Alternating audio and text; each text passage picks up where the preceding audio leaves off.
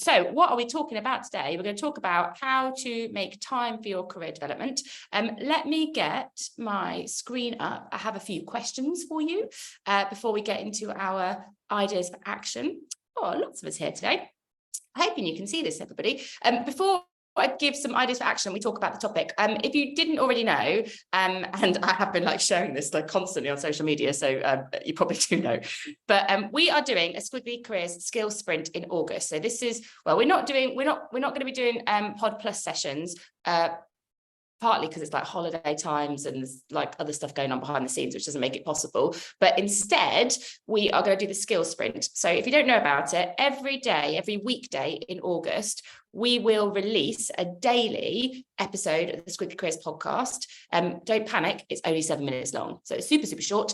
And to be honest, you could probably make it 5 minutes long because the intro and the outro kind of similar. The bit in the middle is the important bit. So we take a skill. So we kick off with feedback, for example, and episode 20 is on strengths. And we talk about what the skill is, why it matters in a squiggly career. Sarah and I each give an idea for action. So you know Sarah's vibe, if you're regular. She has lots of really thoughtful questions, lots of lovely things for you to consider. I have models, I have frameworks. So you get a bit of both crammed into 5 minutes. And then our top go-to guru, and also another episode if you want to dive in a bit deeper. So if you haven't signed up for the sprint, I'm hoping someone from the brilliant Squiggly team will put that link in for you, so you can sign up for it. Team members, if you can't find it, it's somewhere on LinkedIn on one of my posts, so stick it in. And then you can sign up for the sprint. When you sign up for the sprint, you'll get a Ready, Steady Sprint guide. It will tell you all the episodes. It will tell you kind of some ideas for maybe how you could do this with other people. So like a work team or something like that. Also, secret because of who you are, there's going to be a competition that we are going to run. Actually, there's two competitions that we're going to run. The first competition is you can win a Squiggly stack of books. So 20 episodes, we're going to do a book on each episode, and that will be on LinkedIn. So if you don't follow us at Amazing Off on LinkedIn, worth following us, because that's 20, that's a massive Squiggly stack. I also, Sarah doesn't know this yet, I need to get a picture of me and Sarah holding the books on Monday. She's not going to be happy about this. Sarah does not like me sticking a camera in her face, but that, fun moment on Monday when she's back from a holiday. So that's one of the competitions we're running to go with the sprint. The second is everyone who shares their sprint, so on social media and tags at Amazing If, we will invite you to a 90-minute live learning session with us in September on the 5 skills to succeed in a squiggly career. So it's kind of like a thank you for getting the word out. We will just invite you to that session. So whether you want books or whether you want more learning or whether you want both, might be worth following us at Amazing If. Hopefully that's clear. It's exciting though. It's exciting. I'm looking forward to seeing how many people we can get sprinting with us. I was going to say how many people get streaking with us, but I feel like it's got dodgy connotations. So we'll stick with sprinting. So question for you, everybody. When do you fit career development into your week at the moment? We're going to talk about making time for your development. So I'm quite interested to see where we're starting. Head to chat for me. When are you fitting it in? I was kind of thinking PodPlus is a way you're fitting it in, right? It's 30 minutes on a Thursday. That's one way. Yeah, Steve, I think so. Kind of a recurring thing. Thursdays at 9 a.m. Thanks, everyone. What else are you doing? So walking and driving, listen to podcasts. I really miss driving, Helen, actually. That used to be my podcast time. Listening and reflecting whilst walking and traveling. This session. Oh, that's interesting. A reminder every week about what I could have done better, did well. We're going to talk a little bit about sort of daily development in this. Podcast while commuting. Podcast on my commute. How long is the sprint, please? Gabby, it's through August, so it's every weekday in August, so it's 20 episodes. But if you can't do it because you're away, you could just blitz a couple of episodes. They're 7 minutes each, so you could do one day you could catch up on 3 you've missed, for example. It's fun. We're just trying to get some rhythm into everyone's learning. PodPlus and late night reading. Ruth Sarah is a late night reader. She's a very podcast on dog walks, love it. Audio books, listening while walking. So there's quite a lot of learning in parallel, I would say, going on. This is probably this is something you're adding into your diary, but there's quite a lot of learning in parallel. Whilst I'm walking, I'm listening, or whilst I'm sort of watching the kids do some kind of sport, I'm doing something else. Lots of podcast listening, reading on the train, using your commute. What else? Lots of things. Okay, interesting.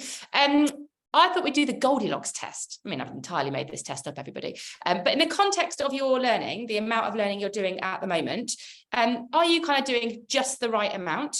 Do you feel like you're doing too much? Do you like, do you know what, I've been over-invested in my learning, I'm all learned out? Or do you feel like you're doing too little? The Goldilocks test. We're going to put stars on the screen. So I'll explain this for the new people, but everyone who knows how to do it, give me your stars on the screen. Like, are you doing not enough, just right, or too much? For everyone that's new, if you go towards the top of your Zoom screen, you should see view options. So head up there, and then annotate, and then stamp, and then star. Someone from the team might put that into chat for you so you can see it, but it's view options, annotate, stamp, and star, and give us a sense of where we're at. I mean, we are quite a biased community.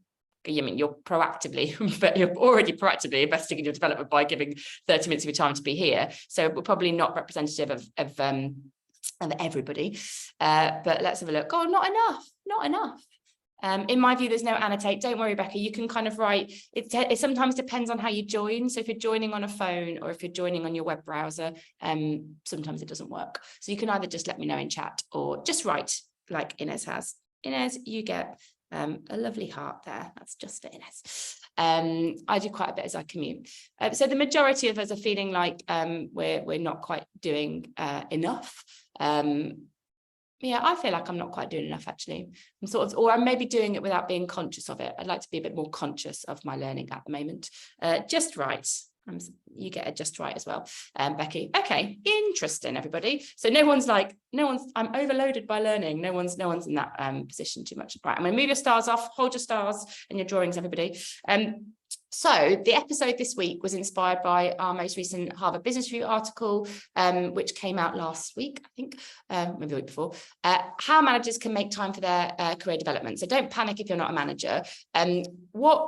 The reason we wanted to focus on managers was because we think that managers' roles have quite big ripples. So if we can help managers to prioritize their career development and sort of advocate for career development, then it has quite a big impact on the people that work for them, because, you know, they see someone doing this, they're supported probably with their own development. So that's why we focused on managers.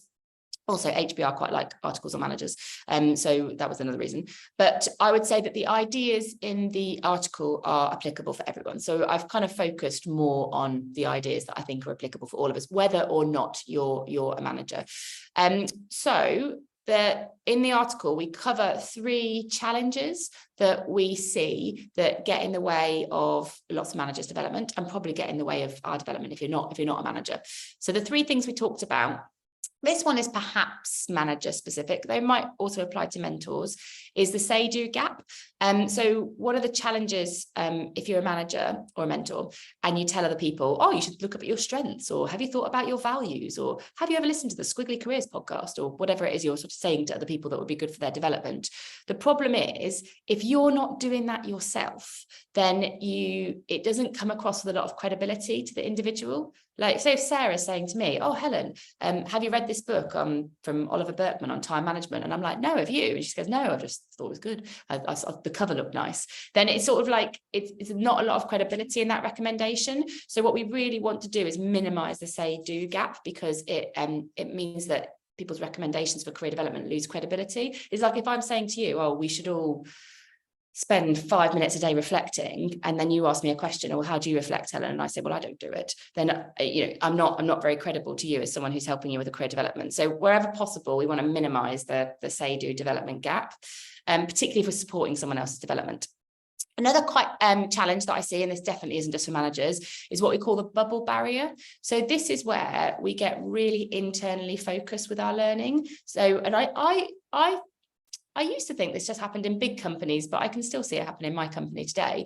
It's where the company that we're in becomes a bit of a sort of constraint for our career development. So we just learn from the people in our company and the context of our company and what's relevant to our company. And it creates a bit of a bubble around our learning, which constrains our curiosity. Like, curiosity is a really important part of how we learn. And sometimes that means that we're learning slightly random things that might not always seem immediately relevant to our roles, but that's where our brain collects lots of information and connects the dots in like really unique ways. So when we're kind of limited by the bubble barrier, we're just learning what's relevant to our company and our job from people in our current world of work.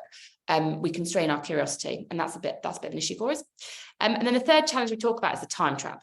So this is the I'll get round to it when.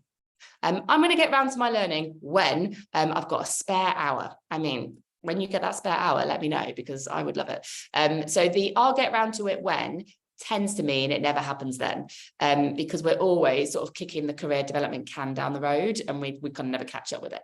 So they were the 3 challenges that we identified. Out of interest, let's do stars on screens, and anyone who can't make that work, maybe just let me know in chat. Which one of those most resonates with you? Do you feel that you suffer from the say-do gap, where you're telling other people to do it, but you're not doing it yourself?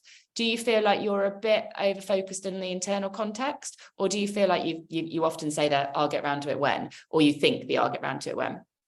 I've got time traps. Let me get a few of these in there. It's got time traps from Claire. Gabby, time traps, bubble barrier, say-do gap. What else have we got here? Corinne, I went to a TED event, which I recommend. Nice. Time trap from Angela, bubble barrier from Amal, bubble barrier from Louise. Yeah, bubble barrier. Yeah. So I think it's just useful to know. So most of us are suffering from the time trap. Lots of people can resonate with the bubble barrier. I think the say-do gap one is a bit more specific to managers, that one. It's really something to be aware of. If you want to be an advocate for career development, you also have to take action yourself. It's when we run a session on how to take a coaching approach for managers and mentors. And I'm always like, you need to ask yourself these questions first before you can ask them of somebody else, because otherwise you haven't got the insight that can help them. So just worth knowing what your challenge might be. What I'm going to do now is go through a couple of different ideas which are relevant to these different challenges, and also ask you a few questions as well, if that's all right, to see what, as a group, what other ideas we have. So I'm going to get rid of your lovely stars, and then let's talk a little bit about learning goals for a minute. So one of the ways we can stop the say-do gap is by making sure that our learning is sort of transparent to other people, that other people know what we're learning and why we're learning and how we're learning. So it kind of becomes more like of a collective thing rather than something I'm keeping to myself. It increases your accountability. So out of interest, if you are sharing your learning with other people today, like what you want to learn, how you're learning it, how are you doing it? I've got an idea that I would love to share with you that I think works, but how are you doing it today? The learning goals you want to go after, who are you sharing it with? How are you sharing it? Is it in one-to-ones? Are you using a document? Have you got, I don't know, an accountability partner that you learn with? How are you sharing your learning goals today? So Laura, one-to-ones with managers, brought up in appraisal, Elise, maybe accountability partners, but you fell into the time trap. Yeah, it's like a little loop, isn't it? Keep each other accountable, but we both have no time. Company as a formal process, Jude. And Jude, do you think that's effective? Sometimes I wonder whether company formal processes are often created with good intent, but I often find that the formality gets in the way of doing it, but I'm interested in your perspective. We have a monthly L&D meeting using a Miro board to share learning ideas and resources. Oh, Angela, that's lovely. I'd love a screenshot of that at some point to share with people as an idea. That's really nice. One-to-ones, fortnightly calls, one-to-ones, lots happening one-to-ones. As a team, we openly share what's on our development plans and what support we need from each other. That's brilliant. That's a brilliant conversation. Great example, Natalie. Conversations with colleagues, Teams channels, managers, mentors. So lots happening in one-to-ones. Couple of people doing it more in teams, so it's a bit more collective. That's interesting, Maria. Sometimes feel bad about sharing because it feels like you are taking time off from work. So interesting that's either a confidence gremlin for you, like that for your sense of commitment, you feel like you need to be very like present in person all the time, or it's a cultural thing, like it's not kind of being supported around you. Might be a bit of both. It's interesting. I have a list of topics to keep checking. Interesting. No, yeah, no. Jude said no, that formal process not really working. Yeah, I often find that, Jude. I didn't want to assume, but I often find it. Lunch and learn with colleagues, Rima, brilliant. Okay, lots of good stuff going on here. One of the things that I find quite useful is to have. We've talked about this before, but in case you haven't seen it or you're kind of new to it, I find the 4E learning framework a really good way of having a template to talk about my learning. So let's say one of the things that I actually really want to learn a bit more about this year is investment funds. I know that sounds really weird.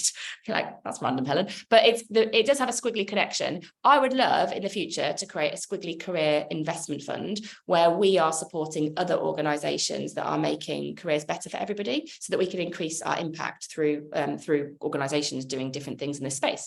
And so I'd love to have it. I mean, I don't know how to do it. No idea how to do it. So one of my sort of learning goals is to understand a little bit more about the realities of creating an investment fund and managing it and all that kind of stuff. I don't know if this will work or not, but it's on my learning plan. So the first thing in your learning plan is to think about education. So this is the more formal stuff. This is the first kind of E in here.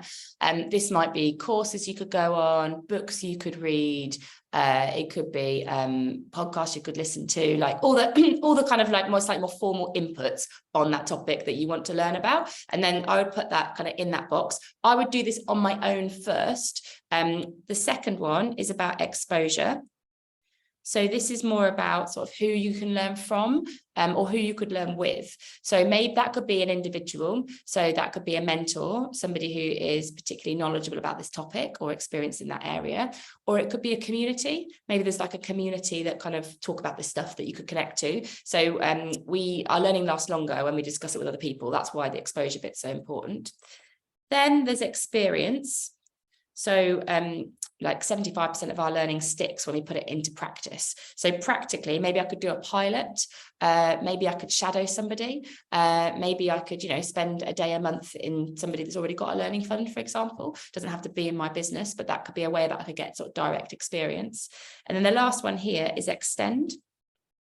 So this 90% of your learning lasts when you share it with other people. So maybe I could create a series of articles, or I could share my experience of starting and creating this learning fund, what I'm learning along the way, for example. So a really good example of this morning, there's a great guy called Dan Murray Serter, who has a podcast called Secret Leaders.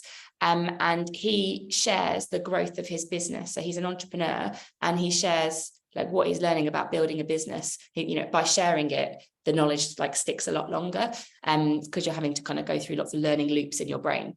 Anyway, my point is, pick your learning goal, put that in the middle, think this through for yourself. And then in career conversations with people in your team, with your manager, your mentor, whoever it is you're talking to, you can talk to them and say, this is what I want to learn about this year. And then the conversation, it's not just, oh, that's interesting. The conversation is, what else do you think I could add to this? Like, do you know any other things that I could put in the education box? Do you know that any other people that I could learn from and with that could go in the exposure box? So it gives you a structure to support the conversation. I find it quite helpful. And you can go a step further and you can kind of red, amber, green it as well. My colours aren't really working. That's making me sad. But yeah, you can red, amber, green it. So you could say, oh, my exposure is green. I've got a great mentor. But actually, do you know what? I haven't even thought about how I could start sharing what I'm learning with other people.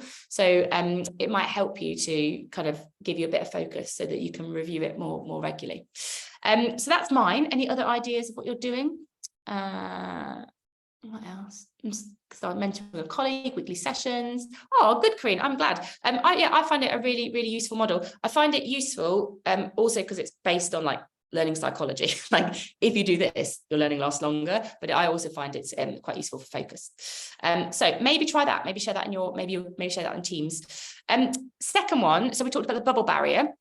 How are you bringing the outside in at the moment? Is anyone doing any good things where they are already bringing knowledge and learning outside their organization, inside their organization? Anything that you're doing today that we could all learn from? Let me know. So this is the context that the bubble barrier means that we're staying in our like little internal world, and that it's going to hold our learning back. So is anyone doing anything good at the moment where they're bringing outside knowledge, insights, people into their organization? Sharing podcasts. So Lucia, you're like the conduit for career development. You're sharing podcast examples. That's an interesting idea. Laura's creating her like own amazing alumni, staying in contact with people who leave. I love that. It's like you're creating your own career alumni. I recently created a business connection in my organization with someone who'll be able to help us build our strategy. That's great. I bring Squiggly into our company. Thanks, Corinne. What else have we got? After attending a course, we make a summary of learnings and share it so we build up a knowledge base. That's great. LinkedIn Learning Pathways. Oh, that's nice, Claire. We've got an ideas channel to share ideas we love. I'm the one who's usually showing lots in there. We're fundraisers, so always looking for exciting things. That's great. Internal experts, Maria says, from other companies to share practice in my company. Yeah, so there are quite a lot of ways. It's really, I think, important that we bring the outside in. I think it's also something you could become known for. Like if you want to be seen as a proactive learner, being someone who brings the outside in could become part of your identity. In the article, which we will link to, and it probably has already been linked to, we talk about a few ideas. So just to raise them with you now. What if walls? I like this one. So this is where you bring another team into your team meeting. So that could be a team from the business, if you've got a large company, for example, or it could be a team from a different business, probably non-competing. And you both share like a problem or a project or a priority with each other. So I might be like, how could we scale Squiggly careers in schools, for example, and that's kind of maybe something that we might want. And then the other team would basically create a what if wall. What if you trained every teacher with Squiggly career skills? What if you got Squiggly on the curriculum? And so the what if is a really good way of getting fresh ideas and insights on a problem, a priority, or a project that you're working on. And the idea is, getting different teams to do that is a nice creative space to be in. The mistake moments. So teams, like another team sharing their mistake moments with you is a way that you can learn from what they've done and maybe avoid it. Also creates a safe space. Like most of our learning happens when we make mistakes. So some of the kind of richest learning moments will probably come from another team or another company sharing something that was quite difficult that they managed to kind of work their way through. So, what was your biggest mistake moment in the last 12 months? Each team sharing that could be really useful. Another one is strength swap. We did this recently. So this is where two different teams will talk about something they do well. So I'm trying to do this at the moment with another company. They do YouTube very well. We do working with corporates very well, and we're going to share that with each other. So they're going to help us build YouTube out. We're going to help them think about their corporate proposition. So again, it's good when it's non-competing if you're going to do strength swaps. And then the last one is pride postcards. We've done this in our team meeting actually, but doing it with another team or another company is really interesting. So this is where the teams, and you could do this in pairs actually. So you could get one team and another team, either from the company or outside the company, and two people could pair up, and they both share their pride postcard, like something that they are really proud of achieving in the last 12 months. And you basically share the story, like what it was, what happened, what you contributed, and a great way to learn in a very positive environment. So there are more ideas. I think there are like 6 ideas in the article, but these are basically all agenda items that you can put on an existing meeting. It's not about having a new meeting. Pizza for losers. Pizza for losers. Oh, you just reminded me, my daughter woke up in the middle of the night last night. She's like, Mummy, Albie called me a loser. She was so upset, like a 6-year-old, consoling a 6-year-old about being called a loser at 3 a.m. in the morning. Hardcore, everyone. Right, I've got 3 minutes to go. Let's just last one. So this is about the time trap one. What are your learning quick wins at the moment? What are you doing regularly and routinely that is already helping you fit learning in? Like, I know we like learning a lot because we're PodPlus, so we're biased to like learning. But what are you doing at the moment that is helping you fit learning in? I know, PodPlus, but PodPlus is a 30-minute commitment, everyone. It's quite a lot of time. What else are you doing? Stop and share. Looking at social media accounts. Regular phone calls with a friend, that's nice. Lots of books. Populating my, do you know what, learning quick win I saw on LinkedIn the other week. I was like, I didn't know you could do that. WhatsApping yourself. Did you know you could WhatsApp yourself? There's like devices like Pocket where you can save like interesting articles and stuff to it. That's like, and obviously another app you need to download. But somebody like sees an article and then they WhatsApp it to themselves. So they end up with like a feed of like inspiration and curiosity all on that. I mean, Haji, I didn't even think about WhatsApping myself. You can Teams yourself too. Yeah, you can't email yourself on Teams. You have like each channel on Teams, I think, has its own email. I Slack myself. I love this. I WhatsApp and Teams and Slack myself. Oh, love it. Love it. Love it. This is great. Okay, so some quick ideas to add in here. We talk about micro learning moments in the article. Some of these might feel familiar if you are a regular listener. Fast feedback.